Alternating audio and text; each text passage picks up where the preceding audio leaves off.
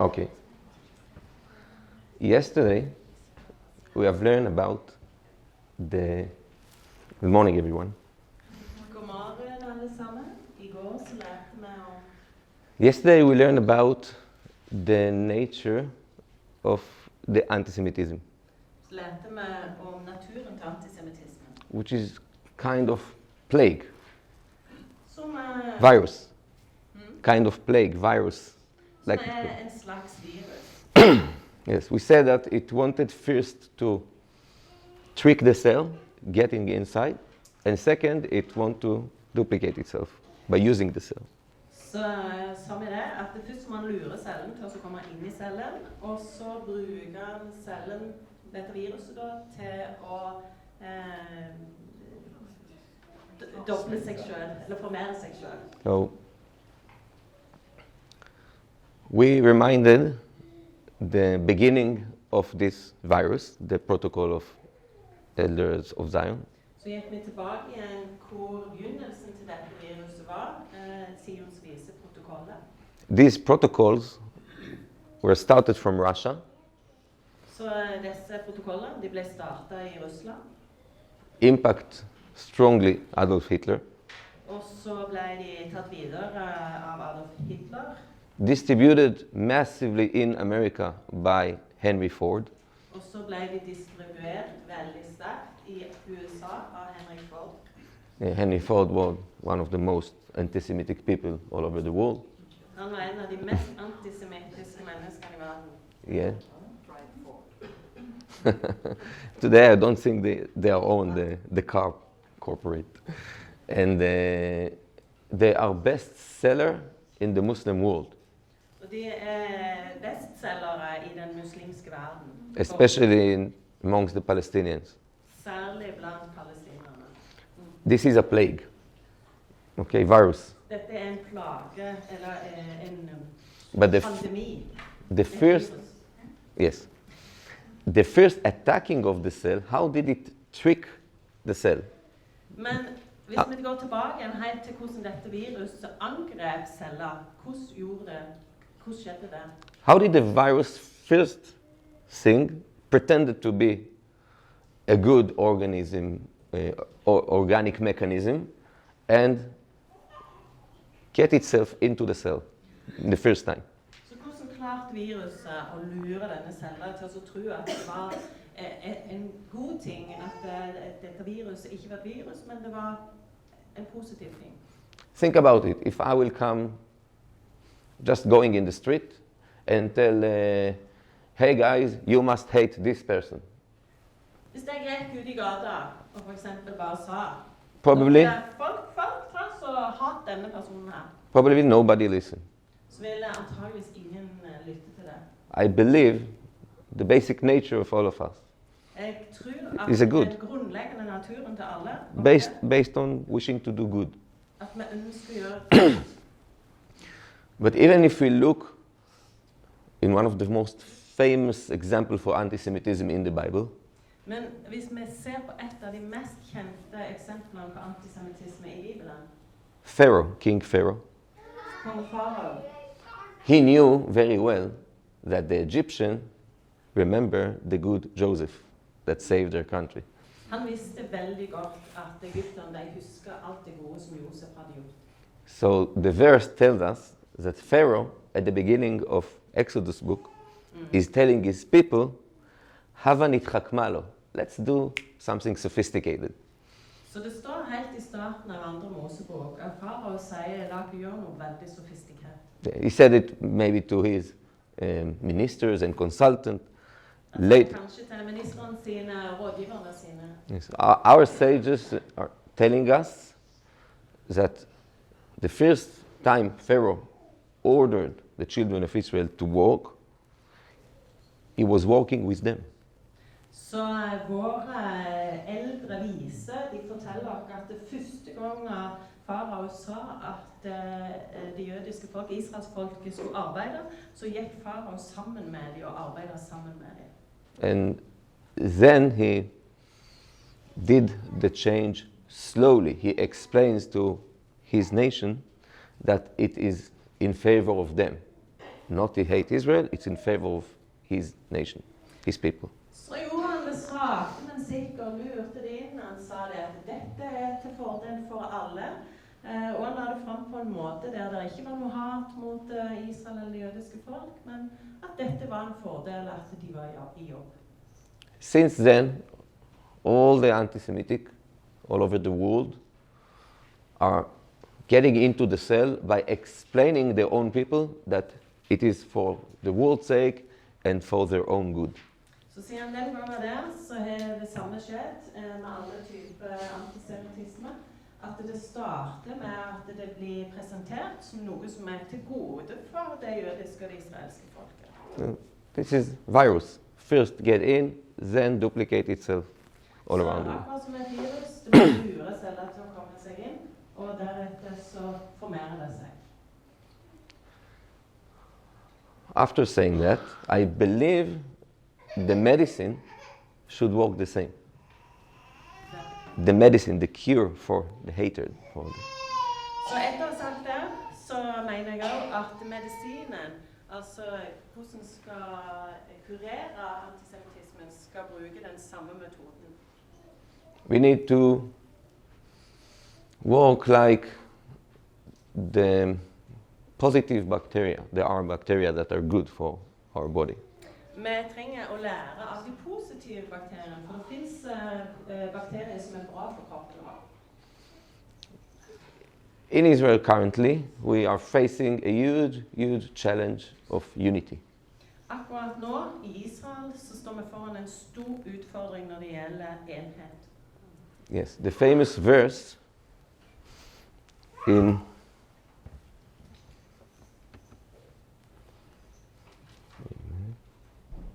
Yechezkel, when he is talking on the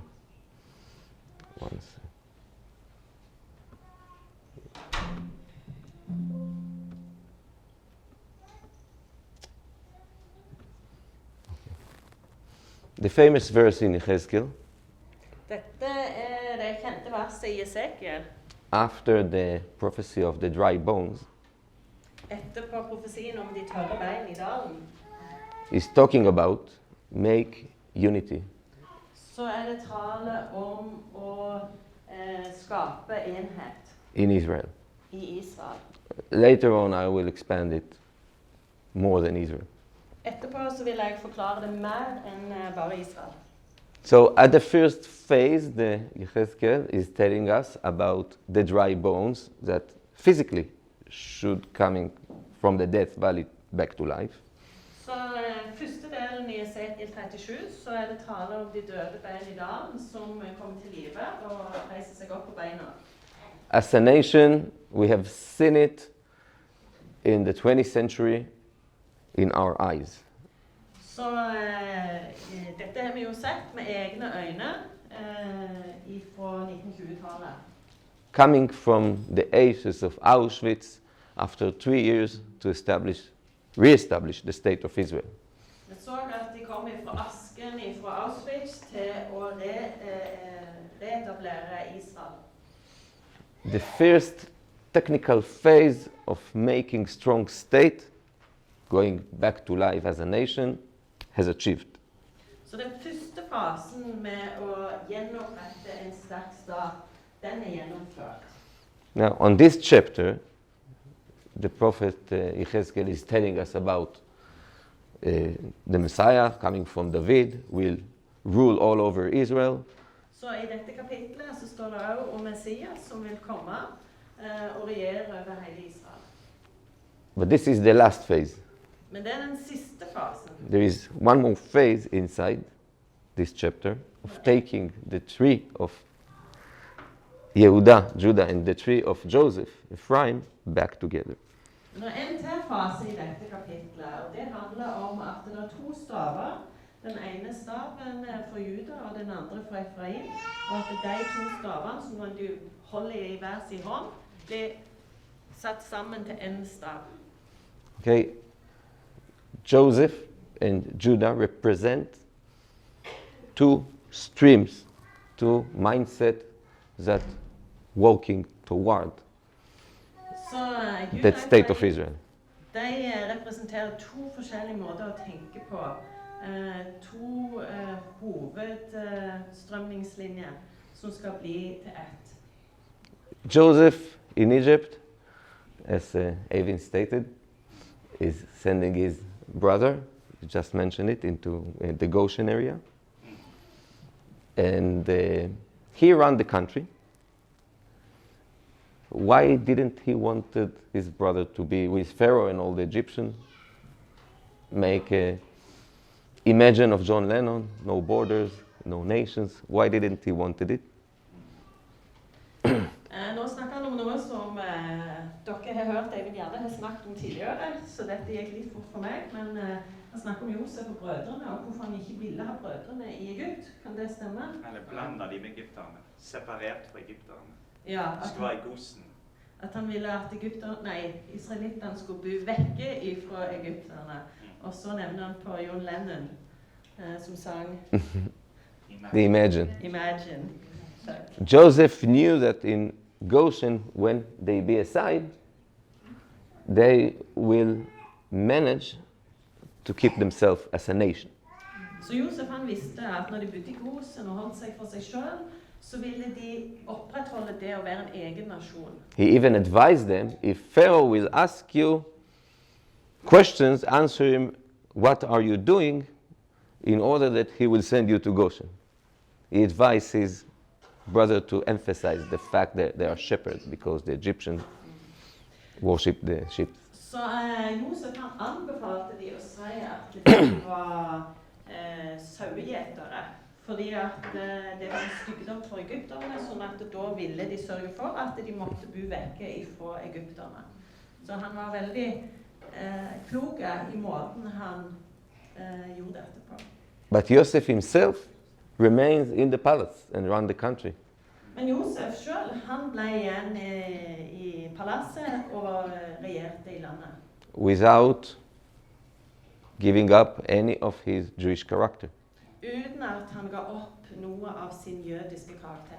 No sin he made in the palace. Han synda ikke når han var i palasset. This is very hard challenge. Og det en veldig stor utfordring å ikke gjøre. Not everyone can stand with it. Ikke alle klarer å gjøre det. Judah was sent by Jacob first to Goshen. Så Juda ble sendt første gang av Jakob til Gosen. Yes, the verse is telling us that ואת יהודה שלח לפניו להורות גושנה. That Jacob first, when they come to Egypt, he sent in advance Judah to establish the spiritual Judaism that will defend them as a nation to Goshen. Så skriftene sier at Jakob han sendte Juda først til Gosen for å etablere et jødisk samfunn der. In the end of the way, we know that the kingdom and the Messiah is coming from Judah, from David. Og så vet vi at til slutt så kommer Messias fra jødene. But the must condition is that it will go through Joseph and will include Joseph. Men det skal også gå gjennom Josef og vil inkludere Josef. It won't work without both of them. Det vil ikke fungere uten begge disse to, Juda og Josef. So the verse is telling us Så dette verset det sier דבר אליהם, כה אמר אדוני, הנה אני לוקח את עץ יוסף אשר ביד אפרים, ושבטי ישראל חבריו, ונתתי אותם עליו את עץ יהודה, ועשיתים לעץ אחד, והיו אחד בידי. Se, jeg tar Josefs stav, som Efraims hånd, og Israels stamme, hans medbrødre, og jeg legger dem til Judas stav, og gjør dem til en stav, så de blir til ett i min hånd. Part of the sons of Joseph are no longer with us, the lost 10 tribes, Ephraim and Israel kingdom. Så størsteparten av Josefs etterkommere, de 10 stammene, de ikke lenger sammen med oss. We wait them to get back, Vi venter på at de skal komme tilbake. but I'll put it in this way. There are elites in Israel that we considering to be with good intentions toward the country, like Joseph was. There are sources of centers of powers in Israel that want to do good for the country, and they, in our eyes today, represent the part of Joseph, the perfect economic, financial person who knows to build technically. Is this Jewish people? Yes, yes. Så det noen folk i Israel i dag, noen jøder, som spesielt opptatt av å gjøre gode ting for Israel. Og vi tenker på deg som etterkommer av Josef. Our challenge today is to, like the virus, but opposite, okay? To unite, to talk, to love, and to make the nation back as one. Så vår intensjon i dag det å jobbe med å få nasjonen vår til å bli en, til å være glad i hverandre, bry seg om hverandre og stå sammen. Means that while at the same time we would like to know, we would like to fight and not to give up on the purpose of the unity. Unity is a platform, is not the destination. Så vi må ikke gi opp på å jobbe for å få denne plattformen, for dette ikke først og fremst målet vårt, men dette plattformen som vi nødt for å ha for å komme videre. It's not a technical platform. It's a must condition, like Joseph. He must be part of this. But it should serve the destination to be together with Judah tree. Så dette ikke en teknisk ting, men dette en absolutt må-ting. Vi må ha denne plattformen. Vi må stå sammen for oss å komme videre på vårt oppdrag, vår misjon. We would like to convince the elite in Israel about the huge mistake was done in Gush Katif. Vi ønsker å informere og prøve å overbevise eliten i Israel til å forstå det som skjedde i Gush Katif, at det var en stor feil. But the challenge is not to do it while we are waving our warning finger and tell them, we have told you so.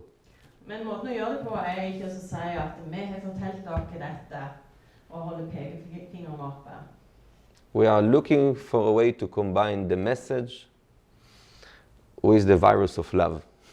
Vi ser på en måte til å kombinere dette budskapet med kjærlighetens virus. Okay, this is a picture Her ser dere et bilde that I use today when I talk to people. som jeg bruker i dag når jeg snakker med folk. I photograph it personally from my house. Jeg tok dette bildet fra huset mitt. I was living 1 year in Gush Katif, in Nevet Kalim. Jeg bodde 1 år i Gush Katif, i Nevet Nevet Kalim, the oasis of the palms. This is how it's called, Nevet Kalim. Palmenes oase betyr det. And 5 years more in Ganei Tal. Og så bodde jeg 5 år til i et annet tettsted i Gush Katif. This is a photo from my house. This is a picture from my house Så dette et bilde som jeg tok fra huset mitt. in 2005. And this was taken from Reuters agency in 2023 from the same point. Og dette tatt fra Reuters i 2023, og det tatt fra akkurat det samme punktet, samme stedet. And the verse I'm using is from the book of Dvarim, how you call it in English, to the fifth book, Yeah. book of Moses. Så verset jeg bruker, det et vers fra 5. Mosebok. ראה נתתי לפניך היום. See, I shall give you today, I'm giving you today, the life and the good and the death and the evil.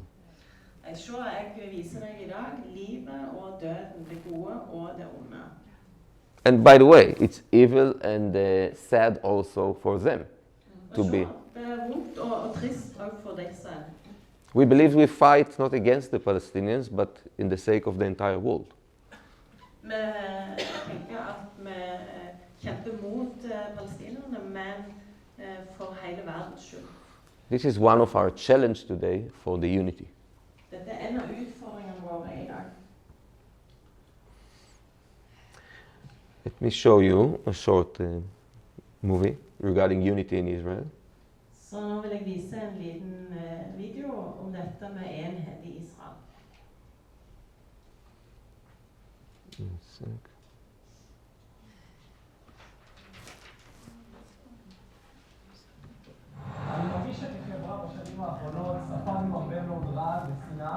Sorry. Where are the captions?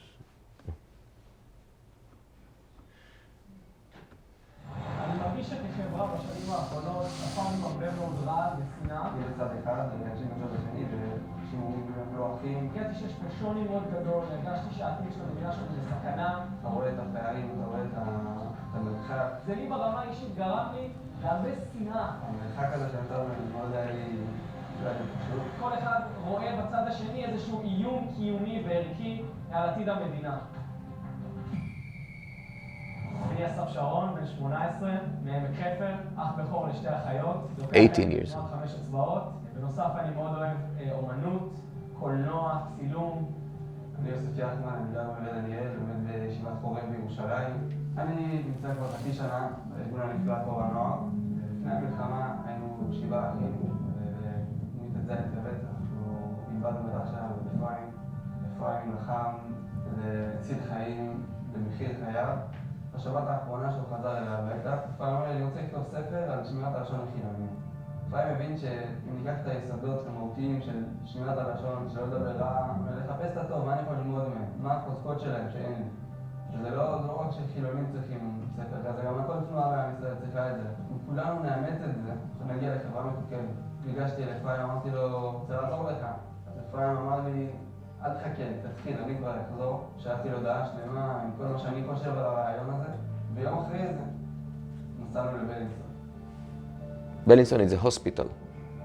פה חווינו שנה מאוד מאוד סוערות. יש שתי מחנאות שבעצם לא מספיק מכירים אחד את השני, וניזונים במידע אחד כלפי השני דרך התקשורת ודרך הרשתות החברתיות, ששם מראים לי באמת את הקיצוני ואת הרע ביותר מכל אוכלוסייה. הרגשתי שהרבה שנאה התבצרה אצלי בלב, אני רואה את זה על הסביבה הקרובה שלי, אני רואה את זה בחדשות, רואים את זה ברחוב. הבנתי שהדרך שהייתי בה עד היום, זו דרך שלא יכולה להימשך מבחינתי. אני באמת מאמין שהבעיה שלנו זה שאנחנו לא מדברים אחד עם השני, ולא מספיק מושיטים יד אחד כלפי השני. והבנתי שאני צריך להכיר גם את מי ששונה ממני, שאנחנו צריכים לדבר ולהתמקד במה שמחבר בינינו, ופחות במה שמפריד בינינו.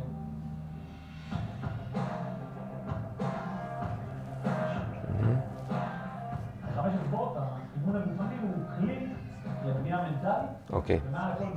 So this is regarding some organization they established together, these two guys. Så dette handler om en organisasjon disse to fyrene her etablerte. Later they are talking about how to be united without giving up each one uniqueness. Så senere så snakker de om hvordan de kan være forent og stå sammen uten å gi opp sin egen unikhet. A few more seconds. אנחנו רוצים לבנות משהו משותף ביחד. אני מכבד אותך באנשים שמעוניינים לחיות לפי ההלכה, לפי חוקים כאלה ואחרים, אין לי בעיה לזה באופן אישי. קשר שלנו שאנחנו יהודים, זה לא עם של 70 שנה, לא 75 שנה, 76 שנה, זה עם עם היסטוריה גדולה שמתחיל מאברהם אבינו.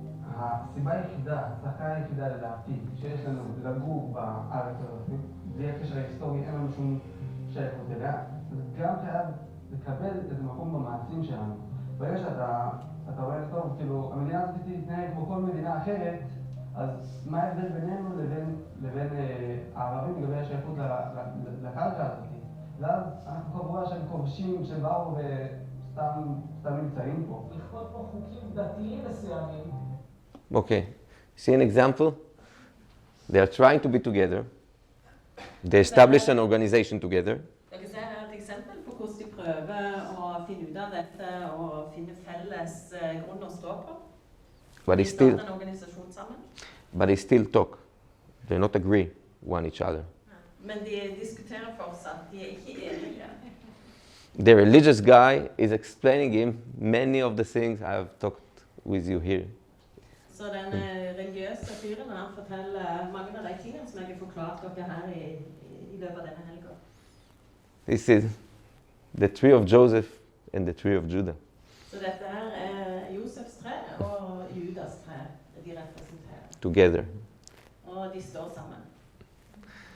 So this is the change that Israel is currently walking through.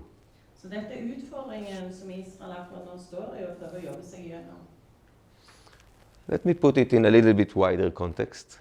Så jeg vil prøve også å putte dette inn i en litt større kontekst. At the beginning, after the 6-day war, I begynnelsen etter seksdagerskrigen, put it in this way, when the dry bones did do significant step for arriving together, technically.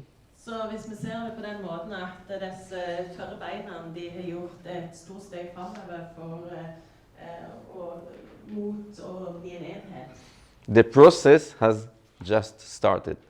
så er prosessen just startet.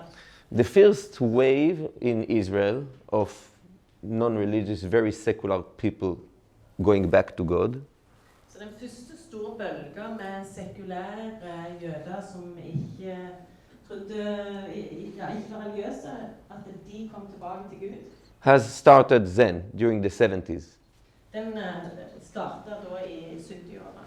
Over there, then, if a secular person wanted to go back to God in Israel, Så på den tiden der, hvis en sekulær person ønsket å komme tilbake til Gud, his only option was to going into the hardcore of the ultra-Orthodox area. så var den eneste måten at han måtte komme seg inn i det mest ultraortodokse jødiske miljøet. I'll show you an example for two famous movie and cinema actors. Så det er eksempel fra to veldig kjente filmskuespillere. Yes, they have both passed away. De er begge døde nå. Should have very old today. De burde ha vært veldig gamle i dag. The most famous name in Israel, known is Uri Zohar. Så veldig kjente navn i Israel i dag. You can see him before and after. Okay? Og dere ser Before før and han after. var ikke religiøs, og etterpå når de ble religiøs. This was the first wave of going back to God. This is another example of an actor, very famous. We call it Pupik Arnon. It was a funny name of him. Before and after. Så her er en annen skuespiller som var sekulær, og som ble religiøs, og dere ser bildene før og etterpå. Det var denne måten i starten de ikke-religiøse, sekulære kunne bli religiøse. But this wasn't a unity. Men dette er ikke det som jeg tenker er enhet. When they made the way back to God, Når disse her fant sin vei tilbake til Gud, they left entirely the previous area when they were, and they're going to the new area, socially, even in terms of how they look like. så her er det en radikal endring. De forlot alt det tidligere livet sitt, og gikk inn i en helt nytt liv. The second wave in Israel in going back to God started during the 90s. Så den andre bølga der det var sekulære jøder som kom tilbake til Gud, den startet på 90-tallet. And it's amazing, thanks to Oslo process, it was one of the reasons. Oslo Process. Peace process. Så det var takk til Oslo-avtalen. You see, Norway has a key role in the coming of the Messiah. Dessverre Norge har en nøkkelrolle i Messias komme. And this wave was based on people that change how they look, but stay whenever they were. Så den bølgen, der endret de utseendet sitt, men samtidig så beholdt de en del av identiteten sin. This is a famous singer, one of the most popular in Israel, called Eviatar Banai. Dette er en veldig kjent sanger i Israel. As you can see, he changed the way he looked. Så ser dere at han endrer måten han ser ut på. Not that drastically, but he still performed. Det var ganske drastisk, men han fortsatte å synge. He's very popular among the vast majority in Israel, religious and secular. Og han veldig populær både blant sekulære og religiøse i Israel. This is a starting of unity. Dette en start av enhet. Means that people from the tree of Joseph that come to the tree of Judah and try to impact back the tree of Joseph. Så vi ser her at Josefs tre kommer til Judas tre og prøver å gå tilbake igjen og påvirke resten av Josefs tre. To be accurate, Joseph was perfect. We are fixing the sin of the kingdom of Israel, Ephraim, the son of Joseph. Så for å være helt nøyaktig, så var Josef, han kjent på å være veldig, at han var rettferdig, han var helt perfekt. Så vi prøver å fikse på synden til Ephraim på kongedømmet i Nordrike. Nowadays, currently, we are facing the third wave of coming back to God. Akkurat nå så ser vi den tredje bølgen der sekulære kommer tilbake til Gud. And the process is not one-way direction, is mutual. Og vi ser at dette ikke en enveiskjøring, men det en toveis gate der vi kommuniserer begge veiene. We can see many people that all of a sudden declare they believe in God. Så vi ser mange som helt plutselig sier det at vi tror på Gud. They don't change even the way they look like. Og de endrer ikke engang måten de ser ut på. Sometimes one of them wearing a kippah. Noen ganger så det noen som tar på seg en kippe. Sometimes one of them is wearing the Jewish costume, the tzitzit, as I wear. Og noen ganger så tar de på seg tzitzit, disse her trådene som henger der. I seen yesterday one of the people here that put it intentionally. It was very nice. Var i den salen som hadde det på tzitzit. And some of them just saying to the nation, God is our Father, we abandon him, we need to get back to him. Og noen sier det at Gud, han vår far, vi forlot han, og vi trenger å komme tilbake igjen til ham. They look the same, we can see them on TV speaking a lot. De ser akkurat like ut, og vi ser dem på TV, de snakker mye. Some of them even making the process so funny. Og noen av de gjør denne prosessen så morsom. They declare, still yet, we don't believe in God. We don't think he exists. At de sier det på en morsom måte, at fortsatt så tror jeg ikke på Gud. But the only way to maintain the state of Israel and the entire West Og den eneste måten at Israel består, og hele Vesten består, rationally perspective, det rasjonelle perspektivet, is to make people to believe and to help the believers.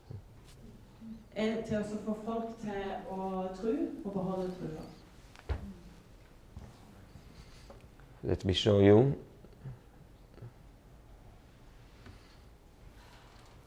This guy, I don't know if you heard his name, Dr. Gadi Taub. Denne fyren her, vet ikke om dere har hørt navnet hans. He has his own institution of research. Han har sitt eget institutt, forskningsinstitutt. He was far in the extreme left. Og han var veldig langt til venstre. He was writing in his past for Haaretz newspaper. Han skrev for avisen Haaretz. The worst self-antisemitism example of journal we can ever think about. Og det den verste antisemittiske avisen vi kan tenke. Today, several years ago, he started to support Ben Gvir and Smotrich in Israel. Så for et par år siden så startet han å støtte Ben Gvir og høyresiden.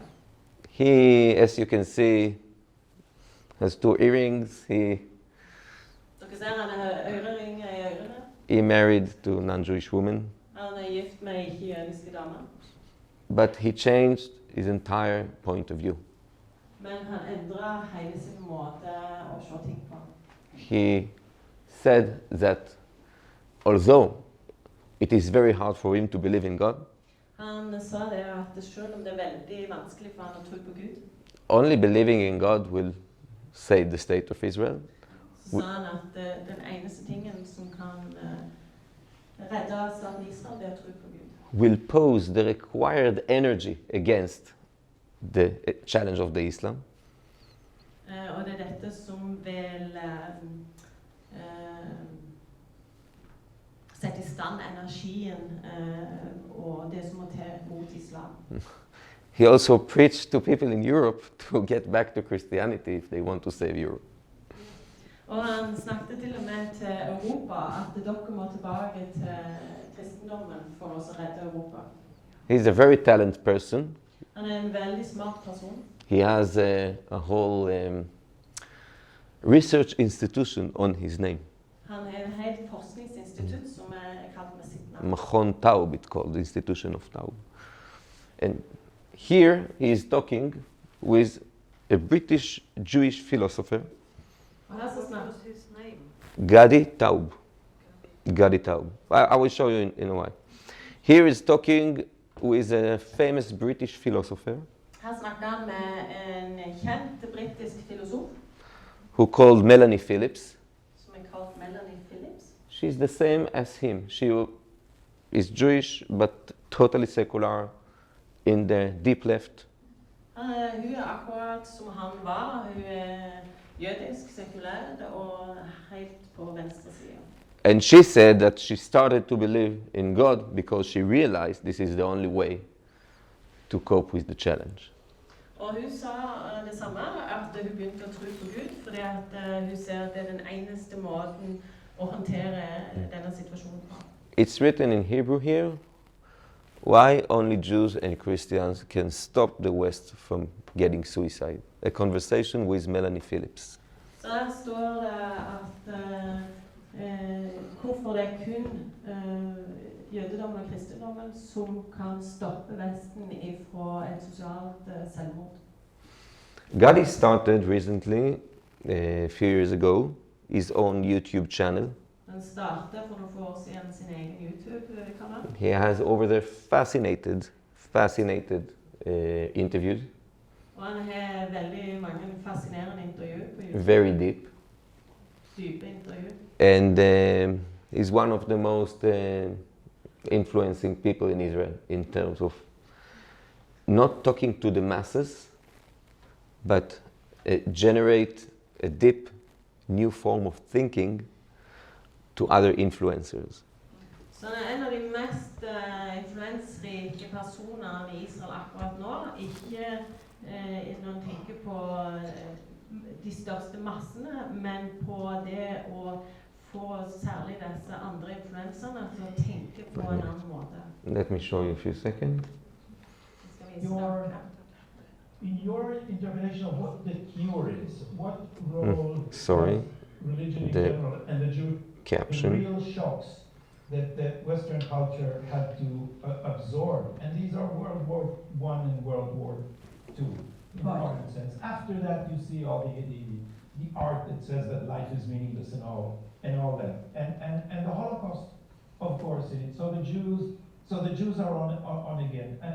So religion, in your interpretation of what the cure is, what role does religion in general and the Jewish religion in particular, what would it play in your plan to stem the decline of Western civilization?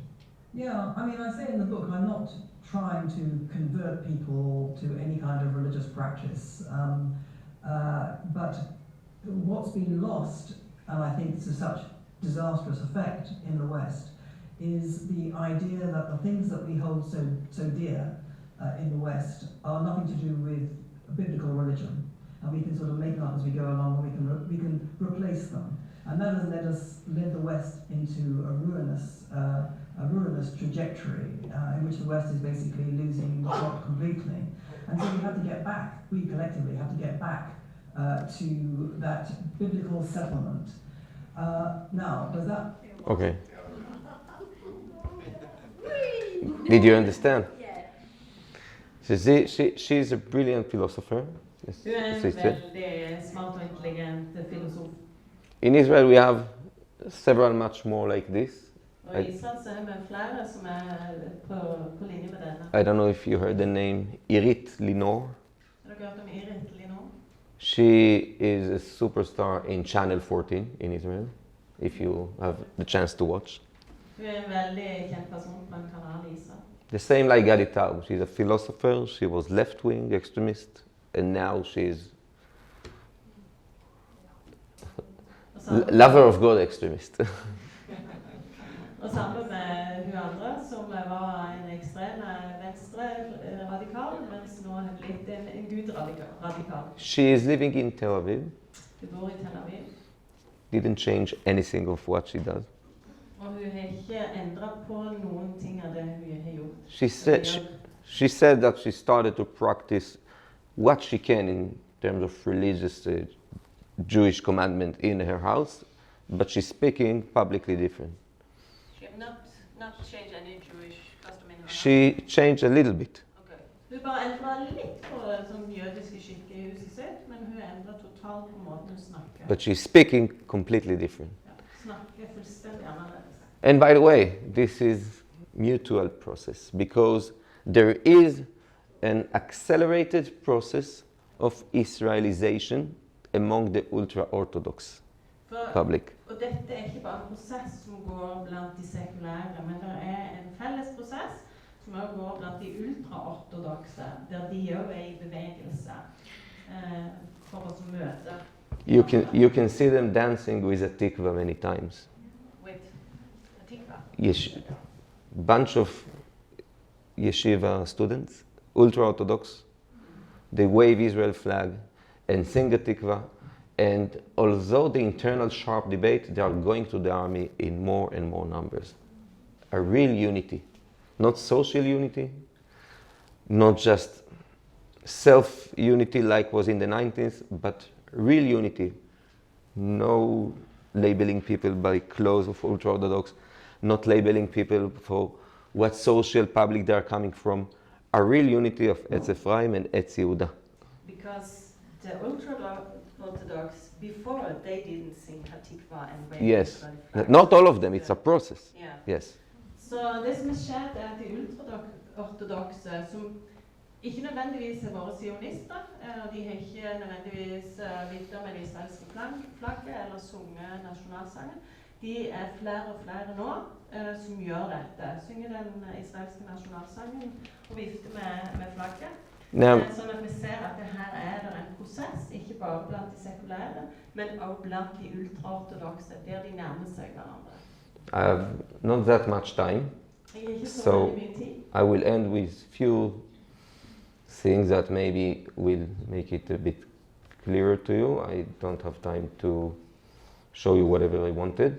Så jeg har litt lite tid her, for jeg får ikke tid til å vise alt jeg hadde lyst til å vise dere, men jeg vil vise noe som kan gjøre dette enda klarere. This is an example for negative unity, for masquerading a unity. Dette er et eksempel på negativ enhet for oss å maskere. This is a picture from 2022. Dette er et bilde fra 2022. They covered all the building in Tel Aviv with huge signs like this. De dekker alle store bygninger i Tel Aviv med dette bildet her. And the caption said, "We are destined to live together."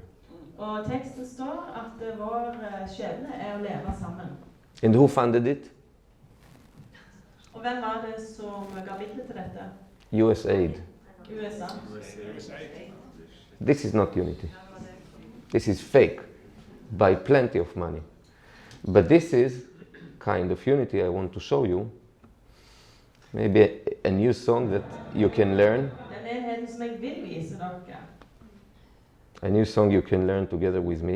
Og dette er en ny sang som dere kan lære sammen med meg.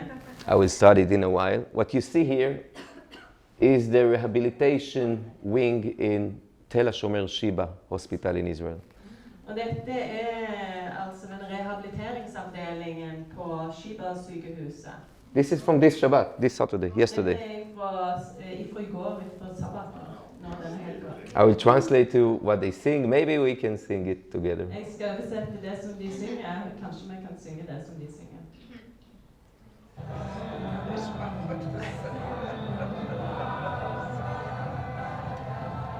שתבוא גאולה, שתבוא גאולה. That salvation, please come, salvation, please come. משיח שיבוא. Må Messias komme? It's 4 words. שתבוא גאולה, שתבוא גאולה, משיח שיבוא. In English, one more time, please. Because that salvation may come, redemption may please come, Messiah, please come. Så må frelse komme, må forløsning komme, og må Messias være så grei å komme. Many soldiers are here not religious, Og mange av soldatene som er her, de er ikke religiøse.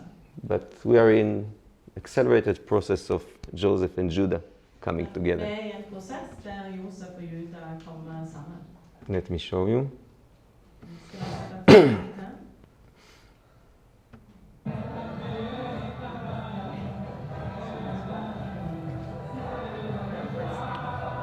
שתבוא גאולה, שתבוא גאולה, שתבוא גאולה, משיח שיבוא.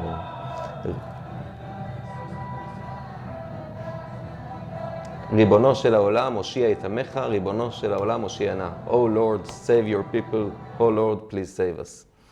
Vår Herre, vær så snill og frels dere, og Herre, frels dere. שתבוא גאולה, משיח שיבוא, שתבוא גאולה, שתבוא גאולה, שתבוא גאולה, משיח שיבוא. ריבונו של העולם, הושיע את עמך, ריבונו של העולם, הושיע נא. And this is an example of real unity. Og dette er et eksempel på en virkelig enhet. This is example what we try to prevent. The human chain in 2005, the orange chain from Gush Katif to Jerusalem, hundreds of thousands of people. Dette er det vi prøver å forhindre. Dette er Our- denne kjeden fra 2005, når de ble kastet ut fra Gush Katif. Our color was red, orange, sorry, orange. Orange. And now the Bibas funeral, which made a huge human chain in Israel in orange, of Gush Katif people and left-wingers people. Nå har vi bildet fra begravelsen til Bibi. Bibas, that's the funeral. Og da sto alle disse sammen, både de fra venstre side og disse. Because they were gingy in their hair. Fordi at de var rødhåra. So God take the flag over there, the orange flag of Gush Katif hanging on the wall, Så Gud tar dette oransje flagget, Gush Katif-flagget, and in a real unity process made entire people of Israel do the same chain this time on the way back to Gaza. og så har han gjort en helt utrolig vri på dette, med at nå så står hele Israel sammen, og ikke bare de som var for Gush Katif, men de tar imot denne var vel død. And the last video I show you, 1 minute, is Agam Berger, the young soldier that was abducted and released. She kept all the commandments in the tunnels. She fasted and she didn't. She ate just kosher. She has an amazing story, and all the soldiers dancing for her in the old city in Jerusalem. Og så skal vi se et klipp med hun Agam, som var sekulær, men som var i fangenskap. She's in the middle. I Gaza holdt alle budene og fastet på de jødiske høytidene og ba jødiske bønner. Og her ser vi soldater stå med klaggmuren rundt hun Agam. Okay. This is a unity. Dette er et eksempel på enhet. I'm finished now the session Jeg er nå ferdig med talen. with a great question: Og jeg skal avslutte med et stort spørsmål. what we can do from now on. Hva kan vi gjøre ifra nå? I took an example from that unity Jeg tok et eksempel fra denne enheten and come here to you. og kom her til dere. To be honest, part of I come with my belief, and you have your own belief, and I am concrete Jewish believer, and I'm not sharing all of the principle of your belief. For å være helt ærlig, så kommer jeg her som en jøde med min tro, og jeg vet at dere har deres tro, og at vi ikke deler alle synspunkter. But the same like here, I know we are all aimed to the same good, even if in the reasons there is a difference. Men akkurat som jeg har vist dere her, så vet jeg at vi står sammen for det gode, selv om vi har våre ulikheter. And I was privileged to come here to meet the best, wonderful people all over the world. Og jeg var I'm privilegert saying it til å honestly. komme her og treffe de beste folkene i hele verden. I believe by cooperating, we create unity that going out of the technical reason of cooperation. Og jeg tror at med å stå sammen og skape enhet, så It's not just a technical cooperation. I'm saying it's building a spiritual new skaper creation. vi en åndelig ny skapning som tar oss videre. Sometimes it's easier for me to feel united with people here than some of my brothers in Israel. But we are about to fix it, to be filled with everyone, okay? Så noen ganger er det lettere for meg å føle enhet når jeg er sammen med dere enn når jeg er sammen med mine brødre i Israel, men vi jobber med det for oss å fikse det. So, few more ideas for you. First of all, in Norway, you need to strengthen your organization to support the wonderful initiative you did here, to support organization like Center Against Anti-Semitism of Rachel Suissa. She's doing an amazing job. And what we can do is strengthening people all over the world like Gadi Tau and Melanie Phillips. Så det utfordrer dere litt til å støtte denne organisasjonen her, som er representert på Holmavatn. Andre organisasjoner i Norge som jobber for samme gode årsaker, eller samme gode sak, og at en kan støtte disse i Israel, blant annet disse filosofene som er på YouTube. You are in Norway, so you have also special role in changing things here. Og dere bor i Norge, så dere har en spesiell rolle i å endre ting her i Norge. That's the Lord's decision. Det er Guds avgjørelse. In addition, in Israel, you need to, as much as you can, strengthen any organization that is working in favor of the nation. Og, så dere har jo oppgaver både her i Norge, men også, hvis det er mulig, å støtte organisasjoner i Israel som jobber for både enhet og for det gode. Supporting Chabad Gilad, for example, like you do. Støtte for eksempel Chabad Gilad or ja, bosetning. Writing articles or books. Og skrive artikler eller bøker. Each one with his own capability. Hver eneste en etter det som en har mulighet til. And the last word is the battle on the media in Israel, which is, in my eyes, the most important. Og helt til slutt vil jeg bare nevne krigen som foregår i media. We have a revolution these days in Israel. Vi har en revolusjon pågående i Israel i dag. In the past, we had just Channel 7, Tidligere så hadde vi kun Arutz 7. Kanal 7, Arutz 7. Arutz 7. But today, we have Channel 14. Men i dag har vi også Kanal 14. And left Channel 14, the majority in Israel will still support the left.